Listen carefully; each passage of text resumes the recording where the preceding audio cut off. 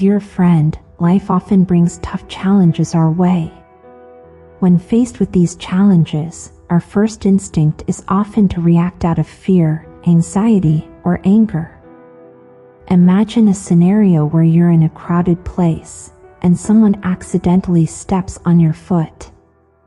The immediate pain makes you want to shout in anger, but if you take a moment to pause, you might realize that it wasn't intentional, and your anger begins to fade.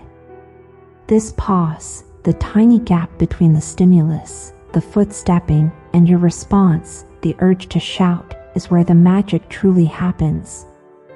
It's the difference between reacting and responding. Let's delve deeper into the concept of reactions. A reaction is akin to an echo in a canyon. You shout, and almost instantly, you hear your voice bouncing back. Similarly, reactions are instantaneous, driven by the subconscious mind, memories, and ingrained beliefs. They're like reflexes. For example, if someone says something hurtful to you, your instinct might be to fire back with an equally hurtful comment. However, this reactive approach doesn't leave room for reflection and can often lead to regret, conflicts, and internal turmoil. Now, you might wonder why we tend to react impulsively. Well, most of our reactions stem from our past experiences, conditioning, and sometimes even trauma.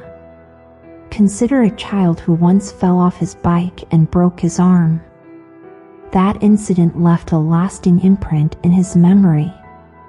Even when he grows up and the physical wound has healed, the emotional scar remains. He hesitates to ride a bike again because his brain, in its effort to keep him safe, recalls the pain and advises caution. This is similar to touching a hot stove. Once you've burned your fingers, the mere sight of a stove might make you wary. Your brain is always on alert, trying to protect you from potential harm. However, it's crucial to recognize when this protective mechanism becomes overprotection, hindering your growth. What if there was a way to respond differently? Responding requires awareness, mindfulness, and a conscious choice. When you respond to a situation, you evaluate it, weigh the pros and cons, and then decide on the best course of action. It's like taking a deep breath before diving into the water. Going back to the example of the child and the bike, responding would involve acknowledging the fear but still choosing to ride. It means letting logic and the current reality guide you, rather than being controlled by a distant memory. As the philosopher Lao Tzu once said, "Watch your thoughts, they become words. Watch your words, they become actions." In simple terms, reacting is instinctive, immediate, and often uncontrolled. Responding, on the other hand, is deliberate and measured. While we can't control the situations life throws at us, we can certainly choose how we respond to them. While reactions spring from our past, a response is the result of present moment awareness. When we respond, we pause, recognize our initial impulse, and choose a way forward that is rooted in the current situation, not in past experiences. Going back to the bike example, if you choose to respond, it doesn't mean that the feelings of anxiety vanish. Instead, it means recognizing them for what they are, echoes of past experiences. Remember the words of Rumi, "The wound is the place where the light enters you." By shedding light on these feelings, we can understand them and navigate them wisely. Telling ourselves not to feel a certain way often backfires. Mindfulness is the art of being present, and in responding, mindfulness becomes our compass. Instead of pushing away uneasy feelings, we acknowledge them without judgment and then choose our next steps. This way, even if our internal experience remains the same, the external outcome can change. Consider the example of health anxiety. A twinge in your arm might spike your anxiety, making you believe something is seriously wrong. However, if every unfamiliar sensation launches you into panic, your brain starts associating unfamiliar sensations with anxiety. Yet, when you feel that twinge and step back, reminding yourself of the countless times when nothing was amiss, you rewire your brain to face the situation calmly. Every hurdle we encounter in life tests our perception of our abilities. If we perceive a situation as a threat beyond our capabilities, our brain kicks into fight, flight, or freeze mode. This primal response isn't always suited for modern challenges. Imagine you're preparing for a significant work presentation. The approaching date fills you with dread, doubts creep in, and visions of possible blunders play out in your mind. This mindset can lead to avoidance, visible distress during the presentation, or even freezing up mid-speech.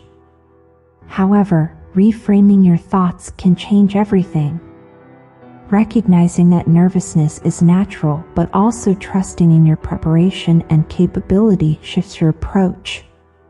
You're not suppressing the anxiety, you're understanding it, giving you the control to respond, not react. Mindfulness equips you to navigate the turbulent waters of life, enabling you to differentiate between mere reactions and thoughtful responses.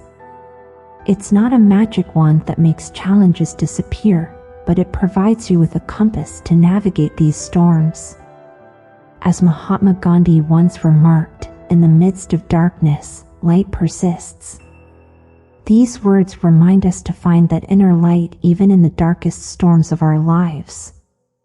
It's a reminder that even in moments of profound uncertainty, a spark of clarity can be found, acting as a lighthouse guiding us back to safety. The cultivation of mindfulness and understanding our emotional responses can serve as that very lighthouse. Navigating the waters of life is an ever-evolving process. The tools of mindfulness and emotional awareness are like a compass and map, allowing us to orient ourselves in the right direction.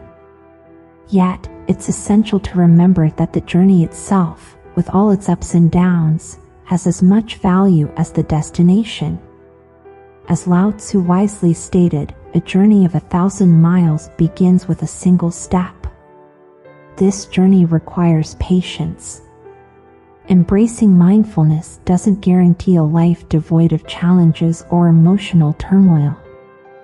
Instead, it offers a broader perspective, enabling us to view our emotions as waves. They rise, they peak, and inevitably, they recede. It's about recognizing that these waves, however powerful, don't define the entirety of our ocean. Moreover, embracing the present moments, regardless of their nature, is the essence of mindfulness. Every emotion, every experience, be it joy or sorrow, adds a unique hue to the tapestry of our existence. When we allow ourselves to truly feel without judgment or resistance, we give permission for these emotions to flow, to teach us, and then to move on in the daily dance of life. It's easy to become overwhelmed by external noises, the opinions of others, societal pressures, or even our inner critic. Yet, anchoring ourselves in mindfulness and emotional awareness can act as our rhythm, helping us move gracefully even when faced with unfamiliar or challenging tunes. Dear friend, in conclusion, while life can be loud and chaotic, mindfulness is your steady rhythm. It helps you dance through anything that comes your way. Thank you for joining us on this journey of understanding and embracing mindfulness. If you found value in this discussion, please share it with others who might benefit. Stay mindful and take care.